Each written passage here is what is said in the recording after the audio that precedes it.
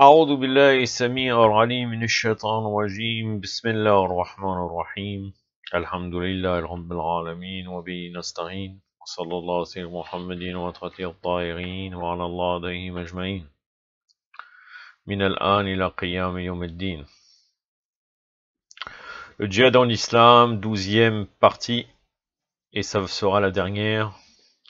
Je vais traiter du sujet du djihad contre les agresseurs musulmans. Allah subhanahu wa ta'ala nous dit dans le Saint-Coran, dans la sourate al-Hujurat, donc la sourate des appartements privés, la sourate numéro 49, le verset 9 et 10, si deux groupes de croyants viennent au commun, réconciliez-les. Mais si l'un d'eux se montre intransigeant, combattez alors l'agresseur jusqu'à ce qu'il s'incline devant l'ordre d'Allah. S'il s'y conforme, réconciliez-les avec justice et impartialité, car Allah aime les gens équitables. Les croyants ne sont-ils pas des frères? Réconciliez donc vos frères et craignez Allah afin de mériter sa miséricorde.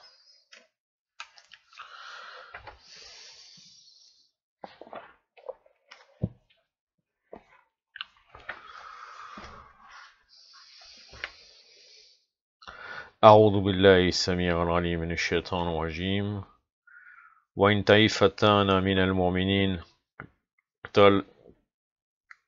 اقتتلوا فأصلحوا بينهما فإن بغى إحداهما على الأخرى فقاتلوا الذي تبغي حتى تفيء إلى أمر الله فإن فعلت فأصلحوا بينهما بالعدل واقسطوا إن الله يحب المقسطين إنما المؤمنون الإخوة فأصلحوا بين أخويكم واتقوا الله لعلكم ترحمون صدق الله العلي العظيم.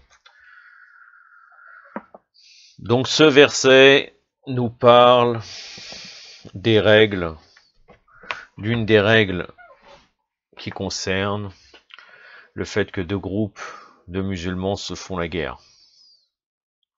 L'imam Sadiq alayhi salam nous dit, le commandeur des croyants Ali alayhi salam a dit, il y a deux sortes de combats. Le combat qu'on mène contre un agresseur musulman pour le contraindre à s'incliner devant l'ordre d'Allah, et celui qu'on mène contre les mécréants pour les contraindre à se convertir à l'islam. Et à chacun, il y a des règles, bien sûr, spécifiques à ces deux combats. La référence de ce hadith, c'est Wasail al-Shira, le volume 15, la page 83. À propos des Kharijites, des Khawarij, l'imam Ali alayhi salam a dit, s'ils se dressent contre un gouverneur juste ou contre un groupe de musulmans, combattez-les. Et s'ils se dressent contre un gouverneur injuste, ne les combattez pas. Dans le sens que ce n'est pas du rôle des chiites de mener un groupe dévié, de mener un djihad contre un groupe dévié qui combattrait un pouvoir aussi dévié et injuste et oppresseur. Le combat se situe lorsqu'on lutte contre quelqu'un qui se rebelle contre un gouvernement juste, et peut-être aussi par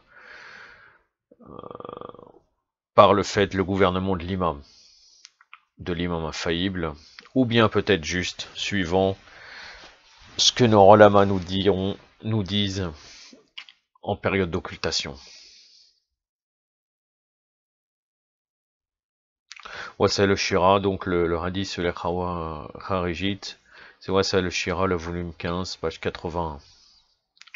Toujours à propos des Kharijites, l'imam Ali alayhi salam a dit, nul ne devra les combattre après ma mort, sauf celui qui est plus digne du gouvernement qu'eux. Donc seul un imam, ou bien quelqu'un qui est beaucoup plus légitime que lui, que ces Khawarij peuvent les combattre. Sinon, on n'a pas à les combattre après le martyr de l'imam Ali alayhi salam. Wasail al-Shira, le volume 15, page 81. Donc d'après les Fuqaha de Ahl al-Bayt, les jurisconsultes, si un groupe de musulmans se dresse contre un gouverneur juste, les autres devront obligatoirement les combattre et ils ne devront pas fuir devant eux. Bien sûr, le gouverneur juste, encore une fois, ce sont nos savants qui les déterminent, car il faut voir qu'est-ce qui est juste en période d'occultation. Les autres devront obligatoirement les combattre. Donc ceux qui se dressent contre un gouverneur juste, on sera dans l'obligation, nous, les autres musulmans, de combattre ces gens-là, et ils ne devront pas fuir devant eux. Toutefois, si un nombre de musulmans se portent volontaires pour les combattre, les autres seront exemptés du djihad. Donc un wajib kifahi, un wajib de suffisance, qui s'il y a un certain nombre de gens qui font cette obligation, les autres sont exemptés de cela. Entre autres, on pourrait signaler aussi que le premier groupe à avoir combattu et agressé un autre groupe de musulmans au niveau d'une armée, c'est le groupe de Muawiyah, l'arnatullah alayh, contre l'imam Ali alayhi salam. Et bien sûr, Muawiyah était du groupe agresseur. Et d'ailleurs, la preuve pour cela est le hadith qui est reconnu chez les Mukhalifin aussi, concernant Ammar ibn Yasir. Le prophète sallallahu alayhi wa alayhi a dit: "Ô Ammar, tu seras tué par le groupe agresseur." Ça, c'est entre autres dans le Musnad d'Ahmed ibn Hanbal, le chef de file des Hanbalites, le volume 2, page 161, 164 et 206. On a posé la question, quelqu'un a posé la question à l'imam Sa'd alayhi salam: que devront faire les hommes justes s'ils triomphent d'un groupe de musulmans agresseurs? Et l'imam alayhi salam lui a dit: les hommes justes ne devront pas poursuivre un fuyard ni tuer un blessé. Donc, on les tue sur le champ de bataille, mais on le fuyard, celui qui est blessé, on ne le touche pas. Ouais, c'est le Shira, le volume 15, page 73.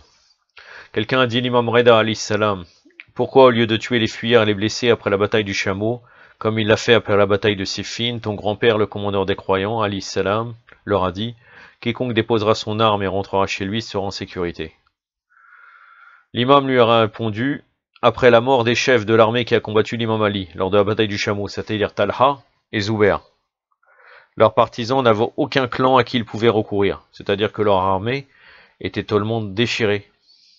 Alors ils ont choisi de rendre les armes et de rentrer chez eux afin d'avoir la vie sauve.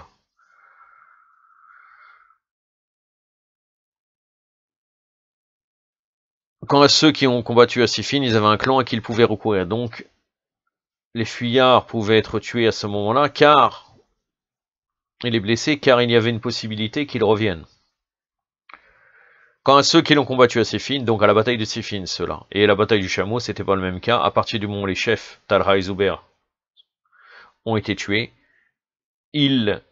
l'armée s'est dispersée, et ils n'avaient plus aucune force.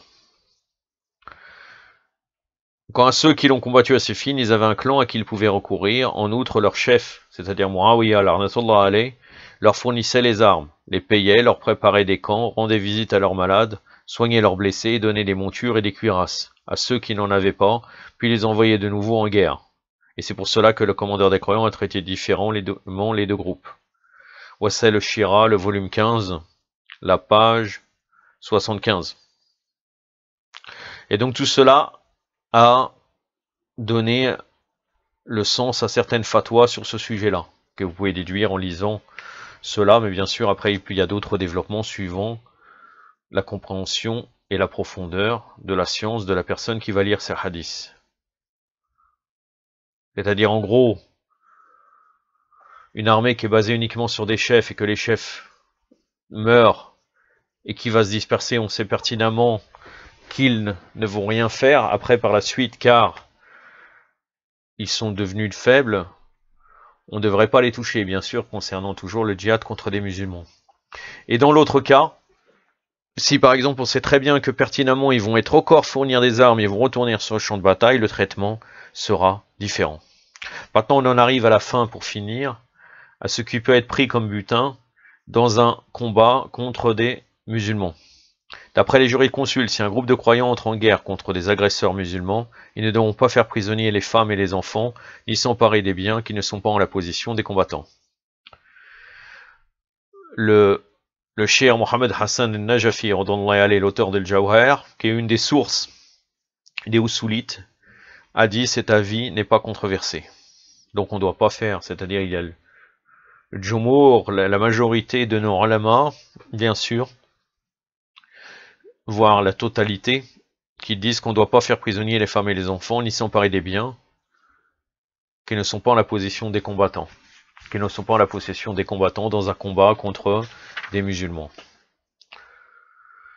Il y a certaines personnes qui ont dit après la bataille du chameau à l'imam Ali alayhi salam, partage le butin entre nous. Et l'imam alayhi salam leur a dit, qui parmi vous est prêt à prendre comme part le butin de la mère des croyants, c'est-à-dire de Aïcha, volume 15, page 79, l'arnatullah alayha.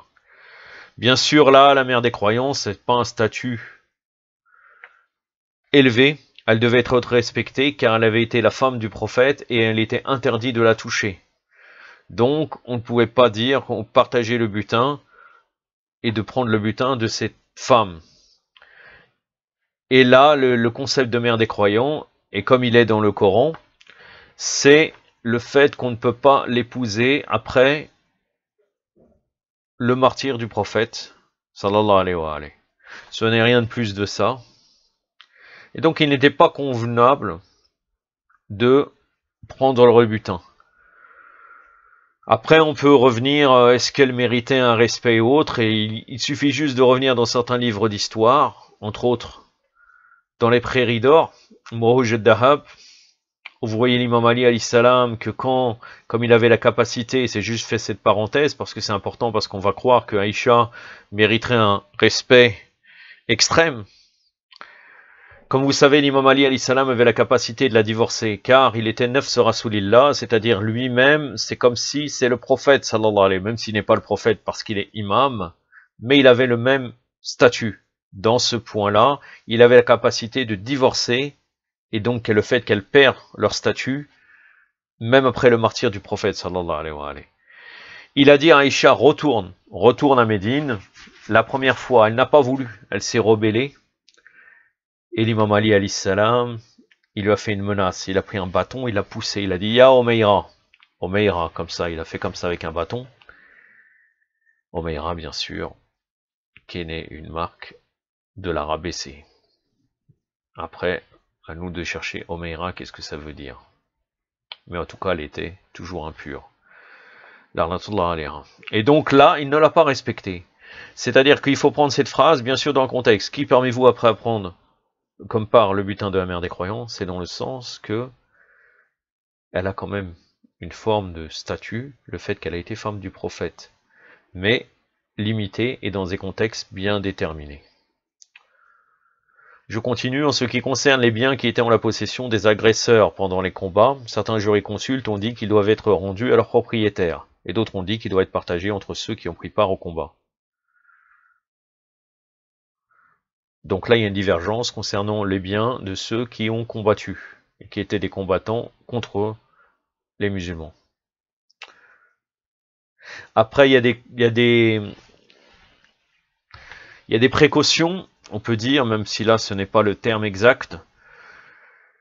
Après, tout dépend. Il y a des ulama qui disent que on ne devrait pas rendre les biens de ces gens et de leurs propriétaires, sauf si on est certain qu'ils ne feront rien contre nous. Parce que peut-être après, avec leurs biens, ils vont pouvoir se réarmer et encore nous combattre les croyants. Donc, il faut être sûr de ça. Et dans ce cas, si on sait très bien qu'ils ne vont pas nous combattre, certains jurisconsultes disent qu'on doit rendre à leurs propriétaires leurs biens. Et il y a un point historique à rapporter, qui nous vient de Wassal al-Shira, le volume 15, page 78. L'imam Ali alayhi salam a rendu aux gens de Bassora, donc à ceux qui ont participé à la bataille du chameau, leurs biens. Encore une fois, comme on a vu précédemment, leur armée avait été dispersée de par le fait que leurs chefs Talha et Zubair, l'arnatullah alayhima, ont été tués. Donc ils étaient en position de faiblesse, ils n'avaient pas de possibilité de revenir pour combattre les croyants. Donc l'imam Ali alayhi salam leur a rendu leurs biens. J'en ai terminé avec ce sujet. Ma prochaine vidéo, Inch'Allah, sera sur le non-recours au pouvoir oppresseur d'après les hadiths. Et je suis en train de rechercher en même temps, peut-être que je traiterai en même temps la non-assistance au pouvoir oppresseur, comme le frère Issa Ahmed avait fait, sauf que le frère Issa Ahmed avait cité les versets coraniques. Et d'ailleurs, c'était largement suffisant. Mais comme nous parlons de Kitab wal Itra, toujours, on doit essayer de trouver quelques arguments aussi dans nos hadiths. Donc, on essaye de compléter, de faire un travail. Si on peut, entre Shira, faire un travail conjoint, chacun avec sa manière et son domaine, ça sera très très bien. Et ça sera profitable, très profitable pour notre communauté. يكتفي بهذا القدر وصلى الله على سيدنا محمد وعلى آله الطاهرين والسلام عليكم ورحمة الله